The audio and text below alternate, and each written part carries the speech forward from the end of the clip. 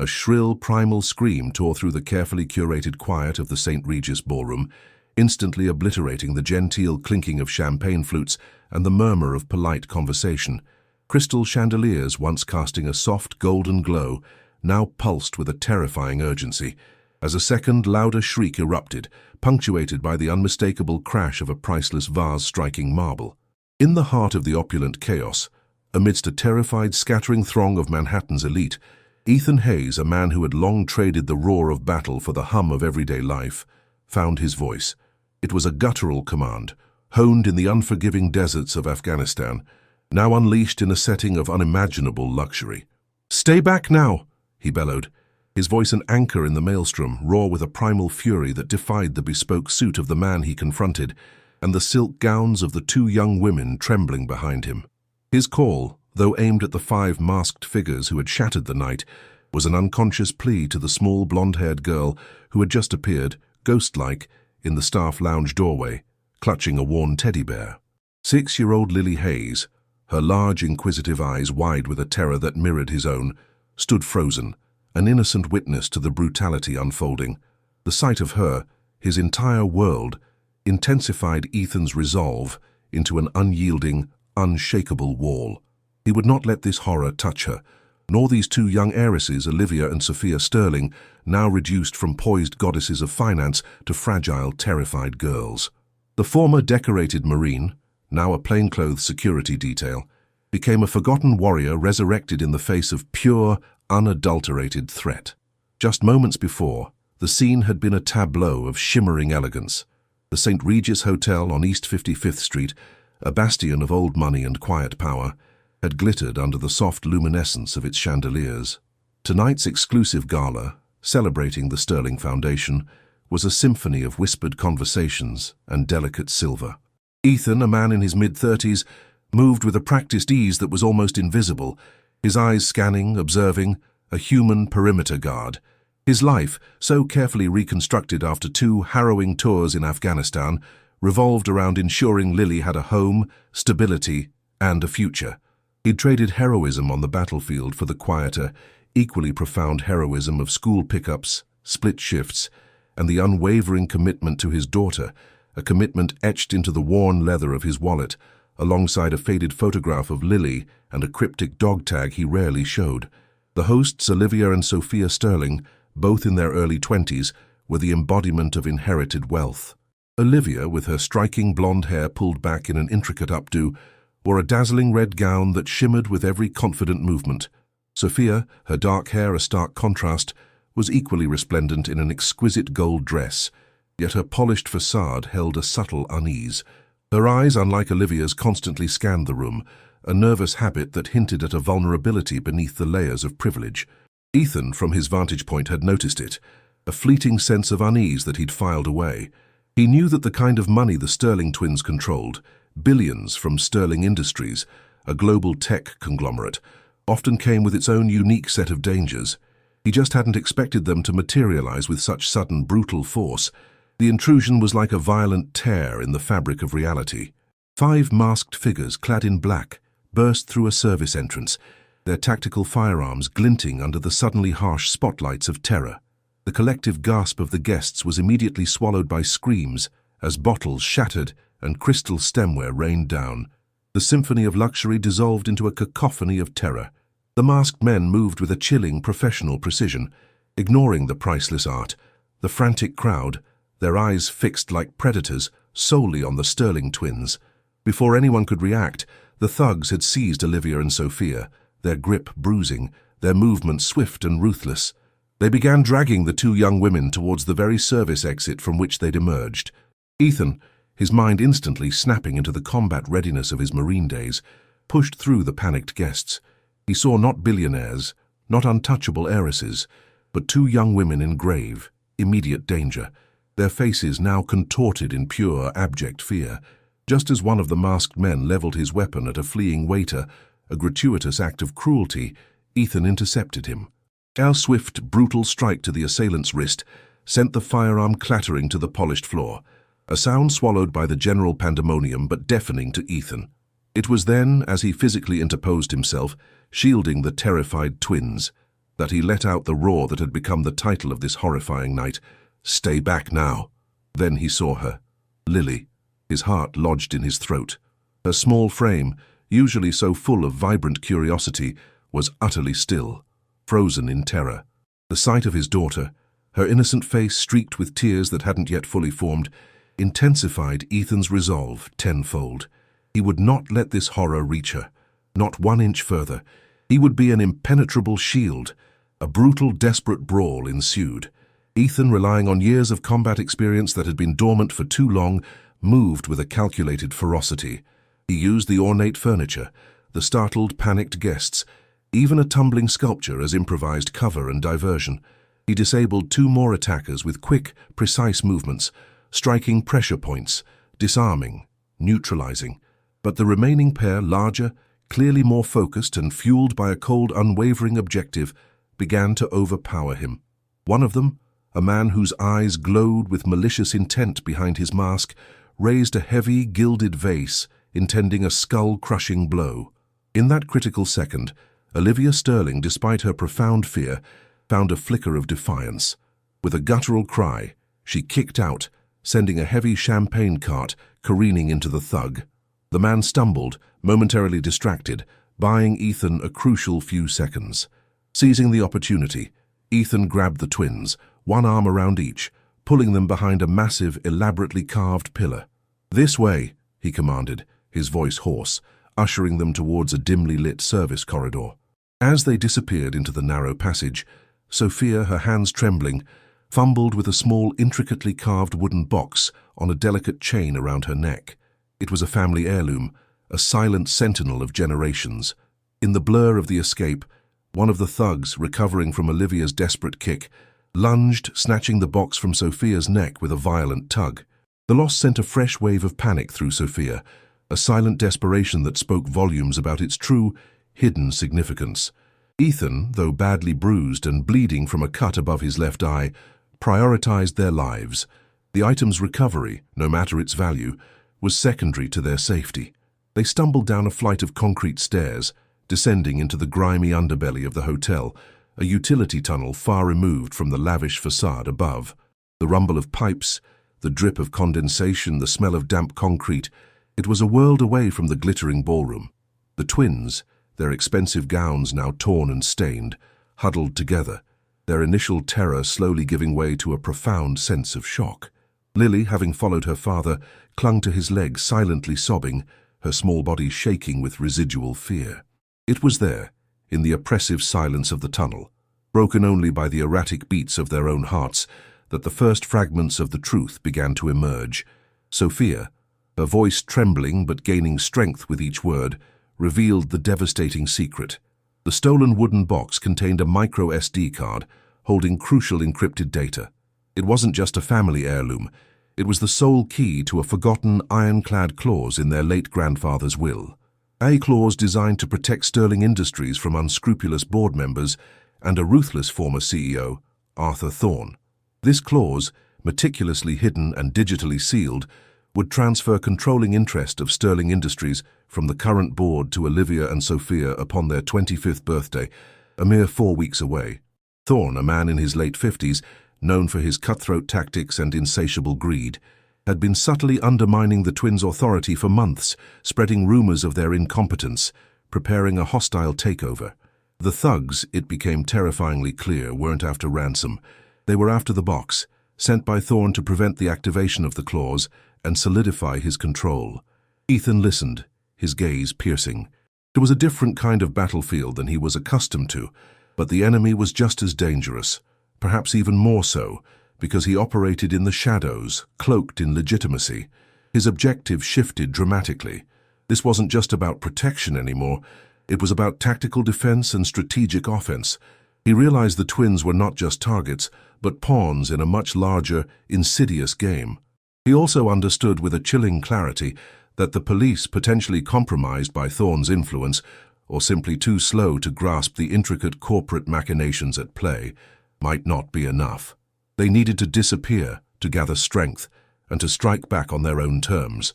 Olivia, usually the more self-assured and outwardly confident of the two, looked completely lost, her usual composure shattered. It was Sophia, calmer now but with a burning resolve in her eyes, who began to follow Ethan's lead. "We have private jets," she whispered, her voice gaining strength as the shock receded, replaced by a quiet determination. "Safe houses across the country. My grandfather prepared for this." Ethan nodded, a grim acknowledgement. "Good. We move." Quietly, Lily, sensing her father's shift from fear to fierce determination, squeezed his hand, her silent, unwavering presence a powerful motivator. The escape was just the beginning. For the next 3 weeks, under the constant threat of discovery, Ethan, Lily, and the Sterling twins became an unlikely nomadic family.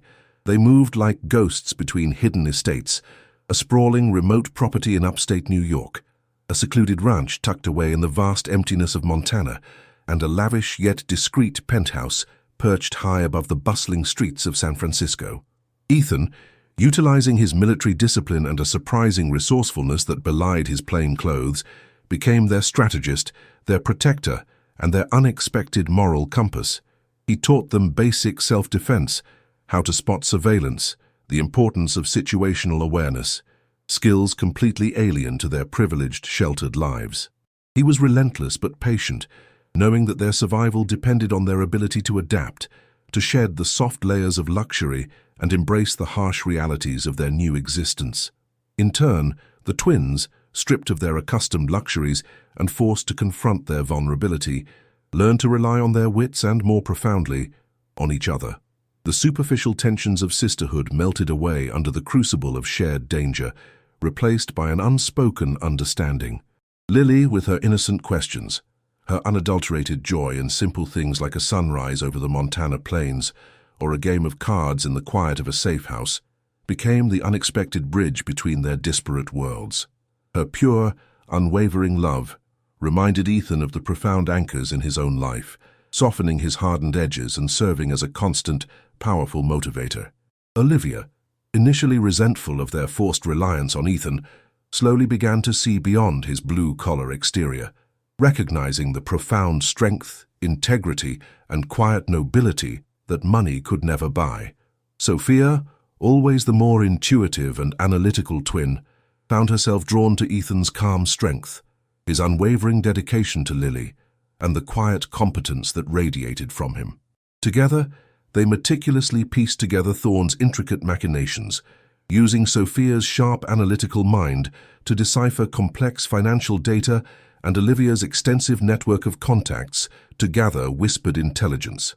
They discovered that Thorne had not only hired the thugs, but had also been systematically manipulating stock prices, bribing key board members, and even fabricating incriminating evidence against the twins, painting them as reckless and unfit to lead Sterling Industries.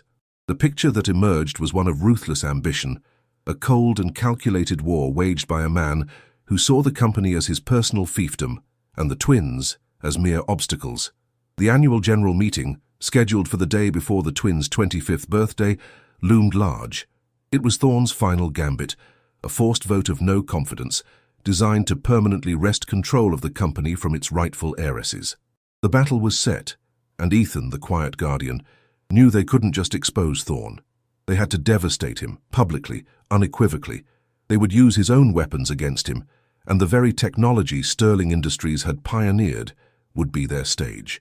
The frantic dash through the labyrinthine service corridors of the St. Regis had been a blur of adrenaline and muffled screams. Ethan, with Lily clinging to his leg and the Sterling twins stumbling behind, had navigated the hotel's unseen arteries with the practiced instinct of a soldier moving through hostile territory. They emerged onto a desolate loading dock, the raw chill of a late autumn Manhattan night, a stark contrast to the ballroom's humid warmth. A nondescript black sedan, prearranged by Sophia through a quick coded call on a burner phone she'd somehow produced, waited idling. Its tinted windows were a promise of anonymity, a brief reprieve from the blinding spotlight of terror. The driver, a woman with sharp, unblinking eyes and an air of quiet efficiency, gave no greeting, only a curt nod as they piled in. The engine purred to life, blending seamlessly with the city's nocturnal symphony, and they vanished into the endless grid of New York streets, leaving the chaos of the St. Regis to the sirens that now wailed in the distance. Their first destination was an unassuming brownstone in a quiet Brooklyn neighborhood, one of Sophia's grandfather's many discreet safe houses. It offered no opulent glitter, no crystal chandeliers, just solid walls and the comforting thrum of a silent alarm system. Inside, the stark modern decor was impersonal, yet utterly secure. Ethan immediately began a sweep, checking every window, every lock, every potential blind spot, his senses heightened. Lily, exhausted and emotionally drained, had finally cried herself to sleep in his arms during the drive, her small face buried in his shoulder. He gently laid her down on a pristine white sofa, covering her with a soft throw, her teddy bear clutched tight. Olivia, still in her torn red gown, paced the minimalist living room like a caged panther, her blonde hair disheveled, her eyes darting. "This is insane," she muttered, more to herself than to Ethan. "Thorn, he actually tried to kidnap us. He would have killed us." Her voice was tight with a mixture of fear and growing indignation. Sophia, by contrast, had found a laptop and was already typing, her fingers flying across the keyboard with a focused intensity. "He thinks he's won," she said, her voice low, a steely resolve replacing the earlier terror. "He thinks he got the box, so the clause is nullified. But he doesn't know what we know. He doesn't know what grandfather truly planned." Ethan watched them, a profound weariness settling over him, but also a renewed sense of purpose. These women, for all their wealth and privilege, were now entirely dependent on him, a single father whose life had, until hours ago, revolved around lunchboxes and school runs. He poured them each a glass of water, the mundane act a small anchor in the storm. "He didn't just try to kidnap you," Ethan said, his voice gravelly. "He put your lives at risk. And he put my daughter's life at risk by extension. He's going to pay for that." The words were spoken with a quiet conviction that brooked no argument. Olivia looked at him, truly seeing him for the first time, not as a security guard, but as a force. For the next week, the Brooklyn brownstone became their command center. Ethan, ever vigilant, established strict routines. No one went outside. He ordered food deliveries, carefully vetting each driver. He taught the twins rudimentary self-defense, how to identify weak points, how to use everyday objects as weapons, how to assess a threat. Olivia, initially clumsy and irritable, surprised herself by how quickly she picked up the moves. Sophia, more naturally agile, found a strange sense of empowerment in the physical training. They learned how to spot surveillance from the windows, how to speak in coded whispers, how to disappear into a crowd, hypothetically. Lily, bright-eyed and curious, often mimicked her father's movements, transforming the grim lessons into an innocent game. Her laughter, echoing through the sterile halls of the safe house, was a constant reminder of what they were fighting for. Meanwhile, Thorne's offensive escalated. News reports carefully planted by his PR machine began to circulate, painting Olivia and Sophia as reckless, immature heiresses incapable of leading sterling industries. Fabricated financial reports, leaked to the press, suggested their exorbitant spending habits were draining the company. Sophia, her analytical mind sharper than any forensic accountant, began to systematically dismantle these lies, working tirelessly on the laptop, her expression a mix of fury and fierce concentration. She intercepted communications, decrypted old files her grandfather had subtly left behind, and cross-referenced public records with private ledgers. Olivia, initially dismissive of her sister's deep dives into corporate espionage, found herself increasingly drawn in, offering insights from her more public-facing interactions within their social circles. She knew who owed them favors, who had a grudge against Thorne, and how to subtly extract information without raising suspicion. "He's systematically bribing board members," Sophia announced one evening, pushing her laptop towards Ethan and Olivia, a complex web of transactions displayed on the screen. "Shell companies, offshore accounts. It's a masterpiece of corruption, hidden in plain sight." Olivia leaned in, her eyes widening. "This isn't just about the will.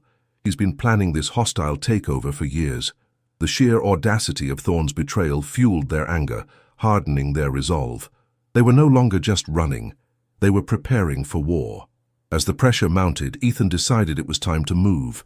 The Brooklyn safe house, while secure, was too close to Thorne's reach, too easily compromised by his vast resources in New York.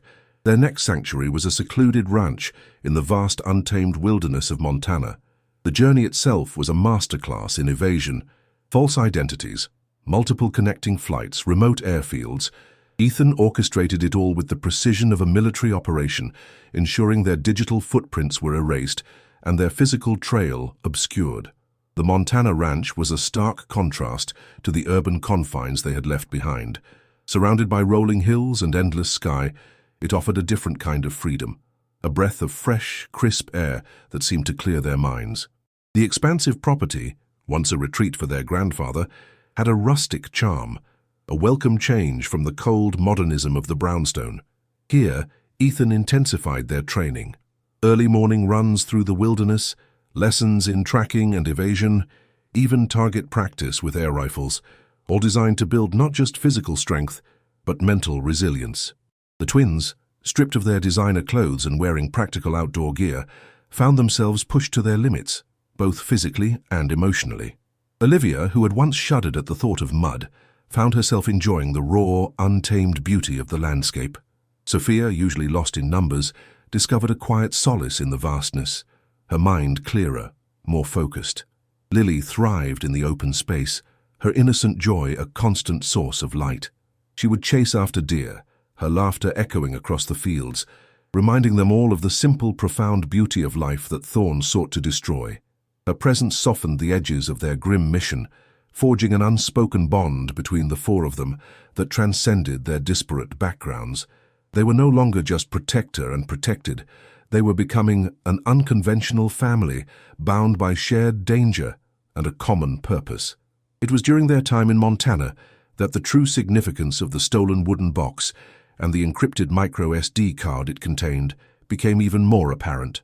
Sophia had managed to access her grandfather's digital archives, a treasure trove of information, secured with a complexity that made her marvel at his foresight.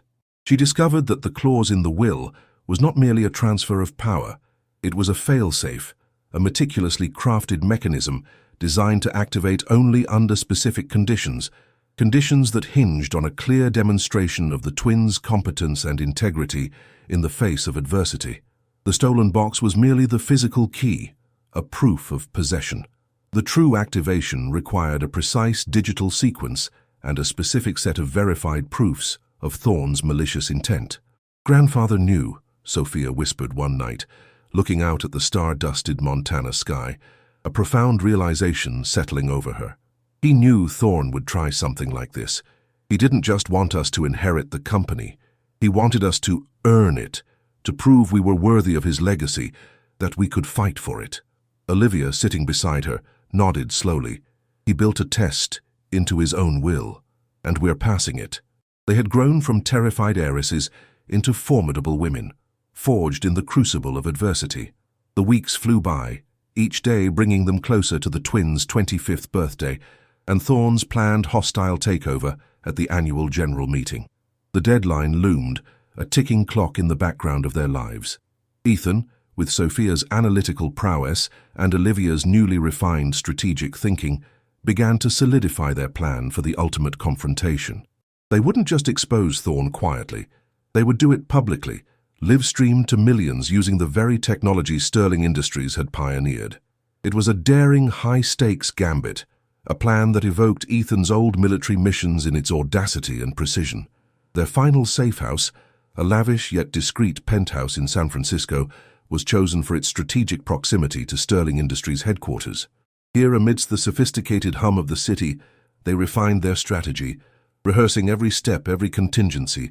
Sophia, her eyes red-rimmed from sleepless nights, had finally broken through Thorn's digital defenses, uncovering incontrovertible evidence, intercepted communications detailing his bribery schemes, manipulated documents with his digital signature, and the shocking testimony of Thorn's own disgruntled security chief, a man Ethan had turned with a combination of persuasive psychological tactics and a chilling demonstration of his physical capabilities. The security chief, a veteran with a conscience, had witnessed Thorn's ruthlessness firsthand, and the thought of serving such a man, especially after hearing about the botched kidnapping, had proven to be his breaking point. Olivia, using her charm and extensive network of social and business contacts, had subtly confirmed key details about the upcoming general meeting, including Thorn's exact presentation schedule and the location of the live stream equipment. She had even managed to plant a few sympathetic ears on the board itself, individuals who, while not actively aiding Thorne, were wary of his increasingly authoritarian grip on the company. Their plan was meticulous, daring, and fraught with immense risk. One wrong move, one misplaced step, and everything they had fought for, everything they had endured, would be lost. Lily, sensing the rising tension, became quieter, often just sitting near Ethan, her small hand finding his, a silent wellspring of comfort and resolve. The morning of the Sterling Industries annual general meeting dawned crisp and clear over San Francisco. Thorne, unaware of the trap laid for him, would be preparing for his final scathing denunciation of the twins before the board and a global audience watching via webcast. Ethan, Olivia, Sophia, and Lily, disguised and armed with false identities, infiltrated the company's headquarters. The building, a towering monument to technological innovation, felt like a fortress. Ethan moved with the ghost-like stealth of a special operations soldier, guiding the twins and Lily through the secure entrances, past vigilant security guards, blending seamlessly into the morning rush of employees. Every hallway, every elevator ride, every corner they turned was a test of nerves. The air thrummed with unspoken tension, the weight of their audacious plan pressing down on them. They were an unlikely quartet, a single father, his innocent daughter, and two billionaire heiresses, now warriors in their own right, walking into the lion's den, prepared to reclaim what was theirs. The stage was set. The moment of truth, a confrontation years in the making, was finally at hand. The grand conference room on the top floor of Sterling Industries headquarters was a testament to corporate power. A sleek expanse of polished chrome, dark wood, and floor-to-ceiling windows, offering a panoramic view of San Francisco's financial district. A massive projection screen dominated one wall, displaying the Sterling Industries logo, waiting for Thorne's presentation. The board members, a collection of stern faces and impeccable suits, sat around a formidable mahogany table, their expressions a mix of anticipation and unease. Cameras were positioned strategically, ready to live-stream the annual general meeting to a global audience of investors, employees, and curious onlookers. Arthur Thorne, impeccably dressed in a custom-tailored suit, stood at the podium, a predatory gleam in his eyes, ready to deliver the final crushing blow to the Sterling twins' legacy. He exuded an air of triumphant confidence, utterly convinced of his impending victory. Outside, in the bustling hallways, Ethan, Lily, Olivia, and Sophia moved like shadows, their disguises expertly crafted to render them unremarkable. Ethan, wearing a discreet IT technician's uniform, carried a tool bag that concealed more than just wires and screwdrivers. Lily, dressed in a simple, oversized hoodie, clutched a worn backpack, her face partially hidden by the hood. Olivia and Sophia, their glamorous personas shed, blended into the background as mid-level administrative assistants, their expensive gowns replaced by practical, unassuming business attire. The transformation was so complete, so convincing, that even their closest associates would have struggled to recognize them. They navigated the corridors with a rehearsed precision, each step bringing them closer to the heart of Thorne's empire, a daring operation that evoked Ethan's old military missions. Their target was a small, inconspicuous control room adjacent to the main conference hall, the nerve center for the meeting's live broadcast. Ethan had mapped out every inch of the building, every security checkpoint, every camera blind spot. The plan was audacious, relying on split-second timing and flawless execution. They reached the control room door, a discreet panel blending seamlessly with the wall. Ethan, with a series of deft movements, bypassed the electronic lock, the soft click barely audible above the distant hum of the building's HVAC system. They slipped inside, silent as ghosts. The room was empty, the technician having stepped out for a coffee break, a calculated risk that had paid off. "Sophia, you're up," Ethan whispered, his voice low and urgent. Sophia, her hands trembling slightly, but her eyes blazing with fierce determination, immediately sat at the control panel. Her fingers danced across the keyboard, her analytical mind absorbing the complex layout of the live streaming system. She had spent weeks studying the schematics of Sterling Industries' network, anticipating every possible encryption and firewall. Within moments, she had established a secure backdoor, a digital tether to their own prepared servers, ready to override Thorne's presentation. Olivia stood by her side, a wireless earpiece in her ear, listening intently to the proceedings in the main hall. Lily sat on the floor clutching her backpack, her small face a mask of serious concentration, a silent guardian. Thorne's voice, amplified and broadcast globally, now echoed through the control room, chilling them with its smug self-assurance. He was laying out his fabricated narrative, twisting facts, painting the twins as incompetent and reckless. "It is with a heavy heart that I present evidence of a consistent pattern of fiscal irresponsibility and questionable judgment by the current leadership," Thorne declared, his voice dripping with feigned sorrow. A graph, meticulously designed to mislead, flashed onto the giant screen in the conference room. Sterling Industries deserves leadership with a clear vision, not impulsive whims. "He's using the manipulated reports," Olivia murmured, her jaw clenched. "The ones he leaked to the press." "Not for long," Sophia replied, her fingers flying. "Ethan, get ready. Olivia, count down from 10. Ethan, taking a deep breath, checked the hidden microphone clipped to his uniform and the small, powerful laser pointer concealed in his palm. He gave a sharp nod. 10, 9, 8. Olivia's voice, calm and steady, filled the earpieces. With each passing second, the tension in the small control room became almost unbearable, a tangible force. Lily, sensing the immense pressure, squeezed her backpack tighter, her gaze fixed on her father's face. As Olivia reached 1, Sophia hit enter. On the giant screen in the main conference room, Thorne's carefully constructed facade shattered. The misleading graph vanished, replaced by a stark, undeniable image, the intricately carved wooden box, its unique markings magnified, confirming its authenticity. A gasp rippled through the board members. Thorne, mid-sentence, faltered, his eyes widening in disbelief. He spun around, his face contorted in a mix of fury and confusion. At that precise moment, the doors to the conference hall burst open. Ethan, no longer a discreet IT technician, strode in, his face set, his eyes locked on Thorne. Lily, momentarily forgotten in the sudden dramatic entrance, held tightly to Ethan's hand. Olivia and Sophia, their unassuming disguises shed, walked in behind them, their heads held high, their gaze unwavering. The room erupted in gasps, whispers, and stunned silence.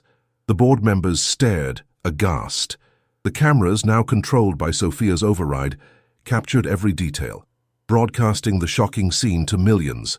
"Arthur Thorne," Ethan's voice boomed, amplified by the hidden microphone cutting through the stunned silence.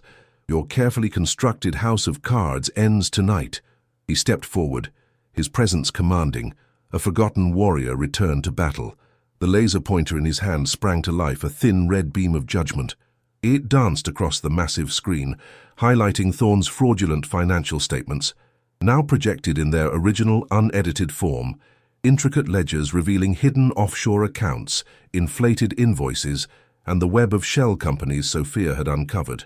Sophia, stepping forward with a calm resolve that belied her years, took control of the narrative. Her voice, clear and steady, resonated with newfound authority. "These are not fiscal irresponsibilities, Mr. Thorne," she declared, her gaze fixed on the disgraced CEO. "These are irrefutable proofs of embezzlement, bribery, and systematic fraud." With a flick of her wrist, her laptop, connected wirelessly to the main screen, displayed intercepted communications, damning text messages and emails between Thorne and his co-conspirators, detailing his plans to manipulate stock prices and bribe board members. The evidence was overwhelming, presented with the precision of a master prosecutor. The board members exchanged horrified glances. Thorne, his face now ashen, attempted a feeble denial. "This is a fabrication, a desperate attempt by these girls to cling to power." But Olivia, stepping forward, her red gown now a symbol of her reclaimed identity, silenced him with a look of cold fury. "Fabrication? Really, Arthur? Even your own security chief, a man you trusted, has confessed to your treachery." On the screen, the image shifted to a pre-recorded video testimony. Thorne's security chief, his face grave, spoke of the botched kidnapping, of Thorne's ruthless orders, of the stolen wooden box. "He wanted the box," the chief's voice echoed, "because it contained the key to activating the Wills Clause. He wanted to prevent the Sterling twins from ever taking control." As the security chief's testimony faded, Sophia, with a flourish, projected the wooden box onto the screen again. But this time, a complex coded message appeared alongside it, lines of encrypted data flowing across the display. "This box, Mr. Thorne," Sophia explained, her voice ringing with triumph, "was not just an heirloom. It was a catalyst. It required a unique key and a verification sequence tied to our grandfather's legacy, and you, in your greed, attempted to steal it, unknowingly triggering the very clause you sought to suppress." She explained how her grandfather had built a fail-safe into his will, an ironclad provision that would only activate if his granddaughters faced a direct, malicious threat to their inheritance, and proved their competence in overcoming it. The abduction attempt, the stolen box. These were the very triggers their grandfather had anticipated.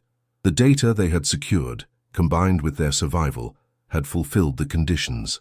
Olivia, her voice ringing with newfound authority and conviction, stepped forward, her eyes sweeping across the stunned faces of the board members. "Effective immediately," she announced, her voice trembling slightly with emotion but firm in its resolve. "In accordance with the activation of my grandfather's ultimate contingency clause, Sophia and I are reclaiming full controlling interest of Sterling Industries." A collective gasp swept through the room. Arthur Thorne has been stripped of all authority, his fraudulent activities exposed, and his conspiracy brought to light.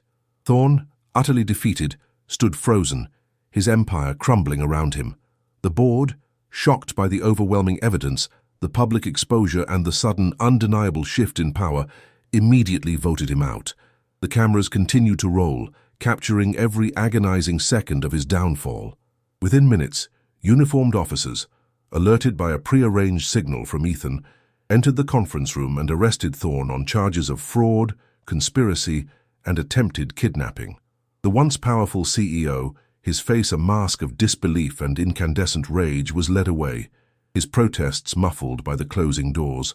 The Sterling twins, no longer just heiresses, stood tall, transformed by their ordeal. They had faced true adversity, not the abstract challenges of the boardroom, but a real, tangible threat to their lives and their legacy.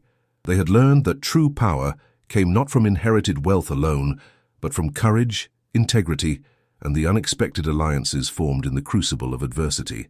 Ethan, stepping back into the shadows, watched them, a quiet satisfaction in his eyes. He had done his part. Lily, sensing the shift from tension to relief, finally let go of her father's hand and looked up at him, a tentative smile gracing her lips. The battle was over. The war won.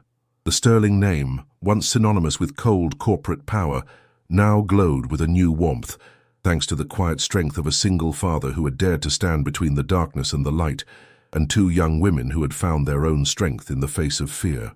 The journey, which had begun with chaos in a Manhattan ballroom, had forged an unbreakable bond, a chosen family built on respect, trust, and the profound understanding that sometimes the greatest treasures are found not in vaults, but in the heart of those who choose to protect. The consequences of this dramatic reversal would echo far beyond the confines of the boardroom, reshaping not just a multi-billion-dollar corporation, but the lives of everyone touched by the quiet courage displayed that day. The world was watching, and the message was clear. Integrity, resilience, and the power of unexpected heroism could truly change everything. The aftermath of Thorne's spectacular downfall was a whirlwind of media frenzy and legal proceedings that threatened to consume Sterling Industries whole. News of the dramatic boardroom confrontation, live-streamed to millions, became a global sensation. The image of Arthur Thorne, the seemingly untouchable titan of industry, being led away in handcuffs, juxtaposed with the poised defiance of Olivia and Sophia Sterling, resonated deeply. The narrative of two young heiresses, unjustly maligned and fighting for their birthright with the help of a mysterious former Marine, captivated the public. The twins, no longer just symbols of inherited wealth, were now seen as symbols of resilience and integrity. For Ethan and Lily, however, the immediate aftermath was a return to a different kind of quiet. While the Sterling twins navigated the complex legal and corporate landscape, Ethan discreetly moved himself and Lily to another one of the Sterling family's safe houses, a small, unassuming cottage nestled in the redwoods of Northern California. It was a temporary sanctuary, a place for Lily to decompress from the terror she had witnessed, and for Ethan to process the jarring re-entry into a life of high stakes and danger. The transition from mundane security guard to tactical mastermind had been exhilarating, but exhausting. He spent his days watching Lily explore the dappled sunlight of the forest, listening to the rustle of leaves, trying to re-establish the rhythm of normalcy that had been so violently interrupted. Yet a part of him felt irrevocably changed, stirred by the adrenaline and the profound sense of purpose he had rediscovered. Olivia and Sophia, though inundated with responsibilities, made sure to keep in constant contact. Their calls, initially formal and businesslike, slowly softened, evolving into genuine check-ins. They shared updates on the legal battles, the board restructuring, and the public's overwhelmingly positive response. Thorne's network of corruption was slowly being unraveled, his accomplices brought to justice.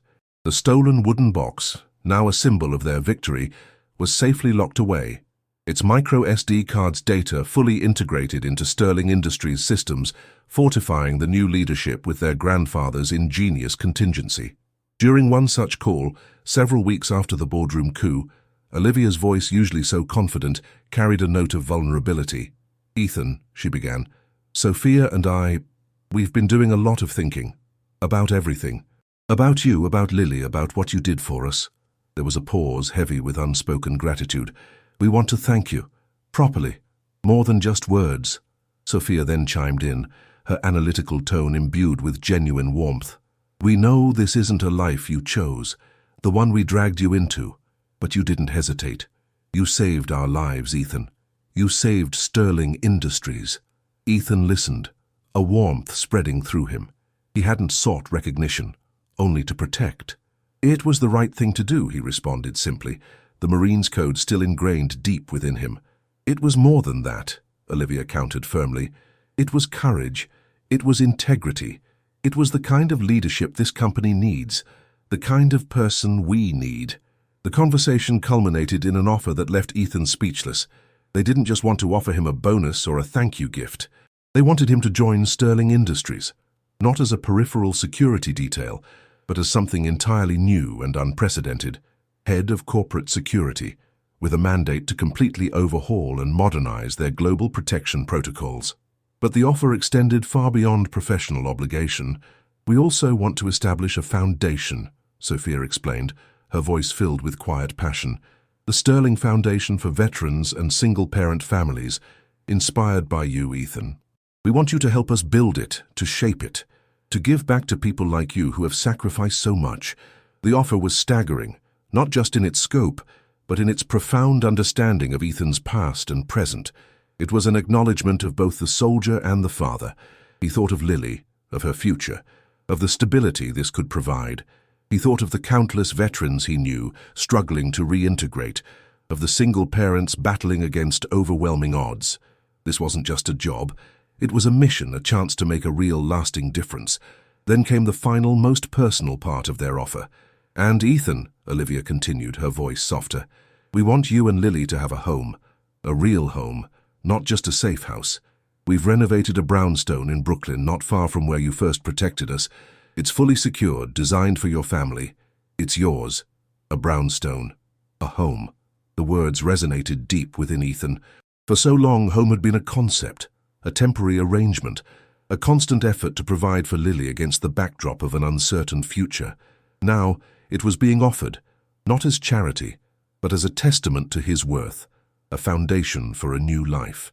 He looked at Lily, playing quietly with a cluster of pine cones on the cottage floor, her innocent world still unaware of the monumental changes unfolding around them. He knew his answer. "Yes," Ethan said, his voice thick with emotion. "Yes to all of it. Thank you." In the weeks and months that followed, Ethan threw himself into his new roles with the same quiet dedication he brought to everything.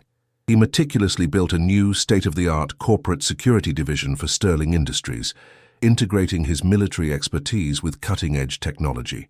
He reformed protocols, trained personnel, and established a network of global intelligence that made Sterling Industries virtually unbreachable. He was no longer just a guard.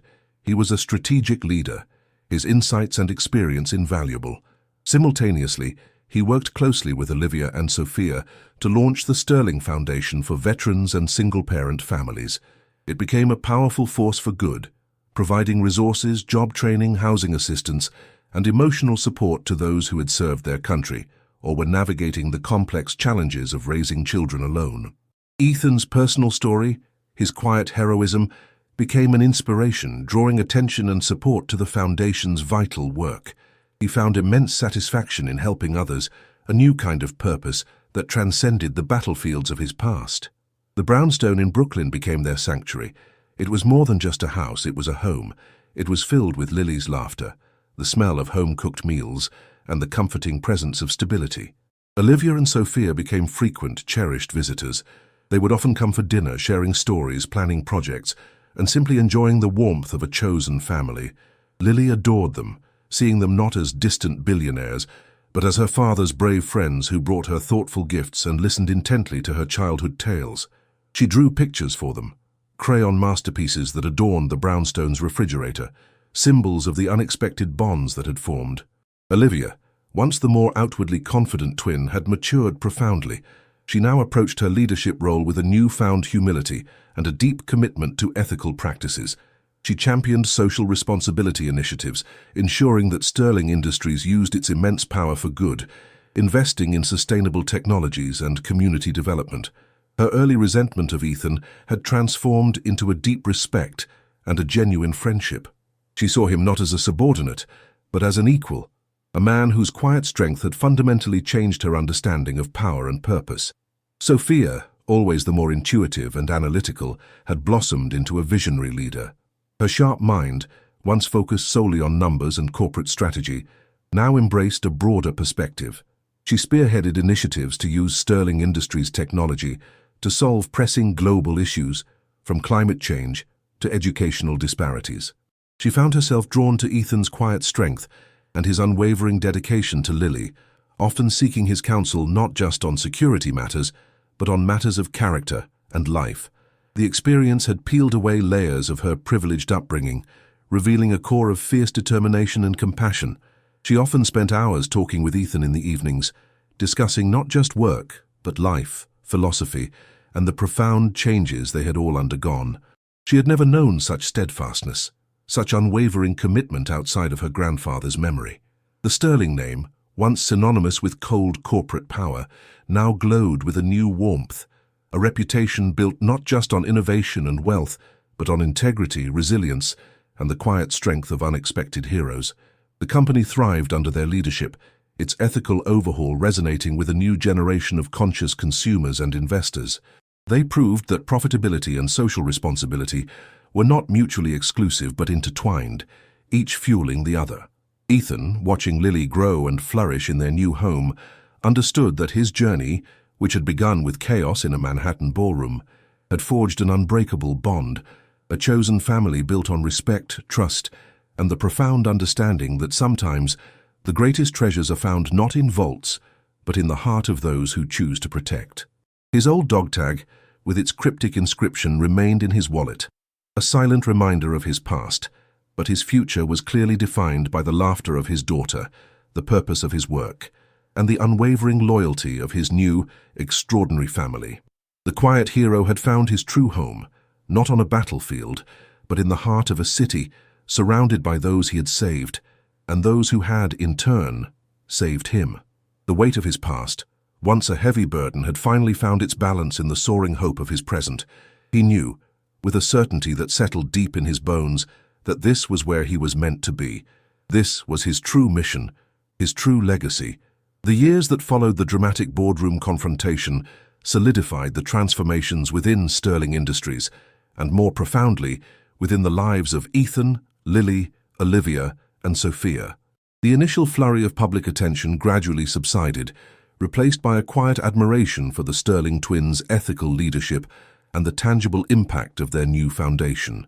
Sterling Industries, under their guidance, blossomed into a global powerhouse, renowned not just for its technological innovation, but for its unwavering commitment to social responsibility and its exemplary corporate governance. Thorne's attempts to appeal his conviction were repeatedly denied, his name becoming a cautionary tale in the annals of corporate malfeasance. Ethan, now deeply embedded within the fabric of Sterling Industries, built his corporate security division into an elite, almost clandestine operation. He handpicked a team of former military and intelligence professionals, instilling in them his own brand of quiet vigilance and unwavering integrity. They were the unseen guardians, protecting the company's assets, intellectual property, and most importantly, its people, with a proactive approach that made the old security protocols seem like relics of a bygone era. His office, a sleek, minimalist space with an impressive view of the Manhattan skyline, was a far cry from the cramped staff lounge of the St. Regis, yet he approached his duties with the same grounded humility. The Sterling Foundation for Veterans and Single-Parent Families, under Ethan's direct stewardship, grew exponentially. It became a beacon of hope, its programs expanding to touch thousands of lives across the country. Ethan leveraged his personal experiences, his understanding of the unique struggles faced by veterans transitioning to civilian life, and the daily grind of single parenthood, to shape programs that were not just effective, but genuinely empathetic. He often visited the Foundation's outreach centers, his presence a quiet inspiration. Veterans, once feeling adrift, found purpose. Single parents, overwhelmed by the weight of responsibility, found support and community. Lily, now a bright-eyed 10-year-old, sometimes accompanied him, her innocent questions and genuine empathy, a source of comfort to those the Foundation served. She was learning firsthand the profound joy of helping others, a lesson absorbed from her father's quiet example. Their Brooklyn brownstone had truly become a home, filled with warmth and the echoes of shared laughter.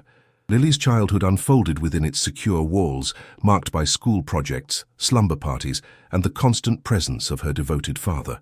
Olivia and Sophia remained integral parts of their lives, not merely as employers but as cherished friends, an extension of their chosen family. They celebrated holidays together, shared milestones, and offered unwavering support during life's inevitable challenges. The twins, no longer the reserved heiresses of old, had developed a genuine, easy camaraderie with Ethan, built on shared experiences and a profound mutual respect. Olivia found herself seeking Ethan's quiet counsel on personal matters, valuing his grounded perspective, so different from the often superficial advice she received in her own social circles. Sophia, with her keen intellect, found a kindred spirit in Ethan, often engaging him in late-night discussions about leadership, ethics, and the responsibility that came with power. Their bond, forged in fear, had deepened into an enduring friendship, a testament to the unexpected connections that adversity can sometimes create. One crisp autumn evening, a little over 4 years after the St. Regis incident, Ethan sat on the brownstone's porch, watching Lily chase fireflies in the backyard. The soft glow of the setting sun cast long shadows, painting the familiar scene in hues of gold and amber. He held a glass of iced tea, and a comfortable silence hung in the air, broken only by Lily's delighted squeals and the distant hum of city life. The past felt distant, almost like a dream, yet the lessons learned were etched into his very being. Suddenly, his phone chimed. It was Sophia. "Ethan." Her voice was calm, but with an underlying current of urgency he instantly recognized. "We have a situation. Not a physical threat this time, but a legacy threat. It's about Grandfather's final, truly hidden project. The one even we didn't fully know about." Ethan's posture instantly straightened. "Go on." "Remember the wooden box? The micro SD card contained more than just the will's contingency. It had encrypted coordinates, a final message from Grandfather, meant to be unlocked only when Sterling Industries was truly stable, truly secure, and under our ethical leadership." Olivia's voice then joined the call, her usual composure laced with a hint of awe. "He's calling it Project Chimera. It's a concept that defies conventional technology, something so far ahead of its time, it could revolutionize global energy, medicine, even our understanding of consciousness. But it's also incredibly dangerous if it falls into the wrong hands. There's a facility, deep underground, hidden beneath one of his oldest, most unassuming properties." Ethan listened intently, a sense of foreboding and excitement intertwining. This sounded like something straight out of a spy novel, yet he knew the Sterling family's capacity for audacious vision. "What's the challenge?" he asked, his mind already racing through potential scenarios. "The coordinates lead to an old abandoned research facility in the Nevada desert," Sophia explained.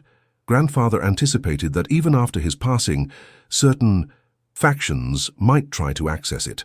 He built a series of elaborate, almost impossible security puzzles, not physical traps, but intellectual and ethical ones. He wanted to ensure that only those with true integrity and intellectual fortitude could access it. And now, a former protege of Thorne, A brilliant but utterly ruthless scientist named Dr. Elias Vance has somehow picked up the trail. He's closing in. He believes Chimera is his by right, that grandfather's legacy should have been his. He's dangerous, Ethan. More dangerous than Thorne in some ways, because he's motivated by a twisted sense of intellectual entitlement, not just greed. Dr. Elias Vance. Ethan instantly recognized the name. His intelligence team had flagged Vance months ago, a rogue genius with a penchant for morally ambiguous research, quietly trying to rebuild Thorne's shattered network. He was an elusive, shadowy figure, always one step ahead. So it's a race against time, Ethan concluded, a familiar glint in his eyes. A race to solve your grandfather's puzzles and secure Project Chimera before Vance gets his hands on it. Olivia added, and there's a problem with the access. The final key isn't purely digital. It requires an activation that's connected to your dog tag, Ethan. Grandfather, in his infinite foresight, somehow predicted your role. It's part of the puzzle. He designed it so that the final ethical lock could only be opened by someone whose actions demonstrated true selflessness and protection, someone who valued life above all else. He called it the Guardian's Key. Ethan felt a chill despite the warmth of the evening. His dog tag, the cryptic faded inscription, he had always dismissed it as a memento, a piece of his past. Now it was revealed to be a critical component of a legacy he hadn't even known existed, entwined with a secret his daughter's life had unknowingly helped to protect. The sheer foresight of the sterling patriarch was astounding, almost chilling. "I'm in," Ethan said without hesitation. This was more than just a security mission. It was a continuation of the trust placed in him, a deeper dive into the legacy he had helped to secure. He glanced at Lily, who had now caught a firefly in a small jar, her face alight with wonder. He would do whatever it took to keep that wonder safe, to ensure that the advancements of Project Chimera, whatever they might be, were used for good, not ill. The following morning, the Brooklyn brownstone was a hub of quiet activity. Lily, now fully aware that her father was embarking on another important mission, helped him pack, her small hands carefully folding his clothes. She drew him a picture, a stick figure of her father holding hands with two tall women and herself, surrounded by a shield. "To keep you safe, Daddy," she said, her eyes earnest. Olivia and Sophia arrived, their faces etched with a blend of concern and excitement. They had meticulously gathered every scrap of information about the Nevada facility, every cryptic note, every schematic their grandfather had left behind. The journey ahead was fraught with intellectual traps, moral dilemmas, and the very real threat of Dr. Vance's ruthless pursuit. "We don't know exactly what Chimera does, Ethan," Sophia admitted, her voice low. "Grandfather only left hints, but the potential both for good and for catastrophic misuse is immense. It could reshape humanity." Olivia nodded gravely. "We're counting on you, Ethan. Your unique blend of tactical genius and, well, your moral compass. Grandfather trusted you even before he knew you, and so do we." As Ethan prepared to leave, a wave of familiar anticipation washed over him. The uniform was different, the battlefield hidden beneath layers of corporate intrigue and ancient secrets, but the mission was the same. Protect the innocent, uphold what is right, and confront the shadows that threaten to engulf the light. He hugged Lily tightly, then turned to Olivia and Sophia, a shared understanding passing between them. The fight for Sterling Industries had been won, but the fight for its soul and perhaps the future of humanity was just beginning. The barren expanse of the Nevada desert awaited, holding secrets that could either uplift or devastate the world, and Ethan Hayes, the single father, the forgotten warrior, was ready to face them. He was no longer just a protector. He was now a guardian of a legacy far greater than he could have ever imagined, a legacy that hinged on the final cryptic riddle of Project Chimera. The silent strength he carried, forged in the fires of past battles and refined by the love for his daughter, would be tested once more against an enemy whose brilliance was matched only by his depravity. This new chapter in his life, and in the history of Sterling Industries, was about to unfold, promising challenges that would dwarf anything he had faced before.